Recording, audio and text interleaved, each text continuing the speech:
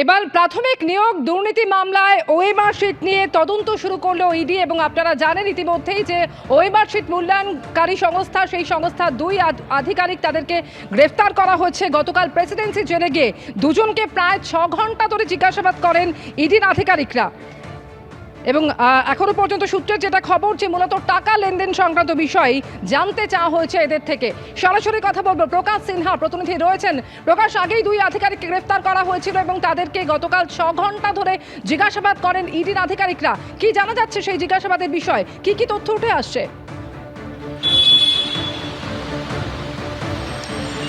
দেখো, তোমার মনে থাকবে যে প্রাথমিক নিয়োগ দুর্নীতির মামলা তদন্ত করতে গিয়ে ওএমআর শিট যারা মূল্যায়নকারী সংস্থা এস বসু রায়ন কোম্পানি তাদের নাম উঠে এসেছিল এবং সিবিআই এর আগে এই কোম্পানির দুজন আধিকারিক কৌশিক মাঝি এবং পার্থ সেন দুজনকে কিন্তু গ্রেফতার করেছিল। দুজনেই কিন্তু এখন প্রেসিডেন্সি জেলে রয়েছে।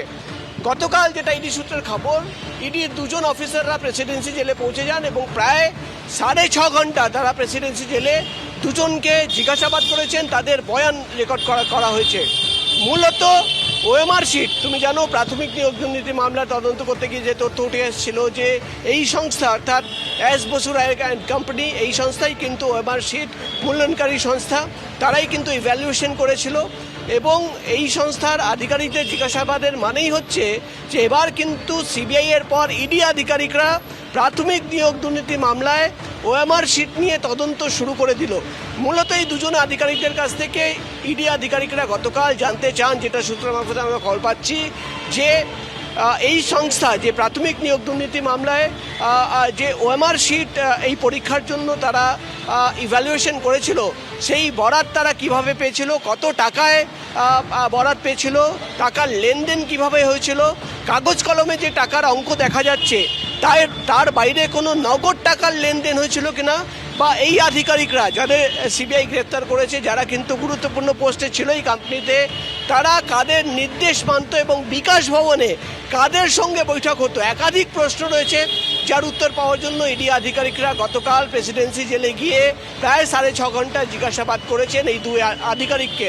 এবং ইডি আধিকারিকদের সঙ্গে কথা বলে যেটা জানা যাচ্ছে যে তারা যে বয়ান দিয়েছে সেই বয়ান খতিয়ে দেখার পর এই সংস্থার অন্য আধিকারিকদেরও তারা কিন্তু জিজ্ঞাসাবাদ করতে পারেন। সব মিলিয়ে টাকার লেনদেন, যে কাগজ কলমে টাকা দেখা যাচ্ছে বা ব্যাংক স্টেটমেন্টে টাকা দেখা যাচ্ছে, কিভাবে ইডি আধিকারিকরা তাদের তদন্ত এগিয়ে নিয়ে যান, অবশ্যই আমাদের নজর থাকবে সেই দিকে। ধন্যবাদ প্রকাশ তোমাকে।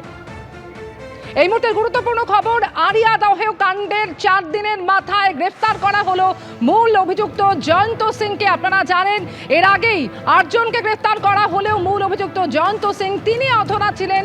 যেটা জানা যাচ্ছে ডানলপ আইএসআই এর কাছ থেকে তাকে গ্রেফতার করা হয়।